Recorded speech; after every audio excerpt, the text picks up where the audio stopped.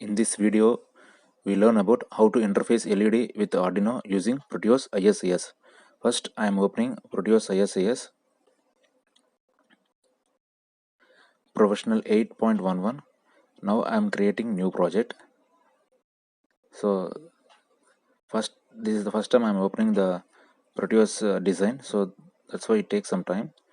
After opening in new project, you replace with LED blink. Here I am testing blinking of LED. This is the first interface, and select the folder where I have to store that ISIS file. So here I create a folder Arduino interfaces, and then in that folder I use LED. So I select LED folder and store this file in that LED folder. After that, I am selecting firmware project. So in that I select Arduino, then Arduino Uno, then click finish. After that, this window is open.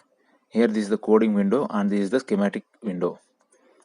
So in schematic window, you observe that the Arduino Uno, which is an AVR having inbuilt Arduino bootloader.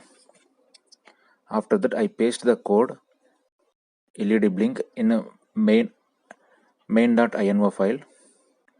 Then I compile or run the Proteus. So this is the first time, so that's why it takes some time to blink the LED. So you can observe that LED is blinking. So this is the basic reset circuit of the Arduino. Thanks for watching.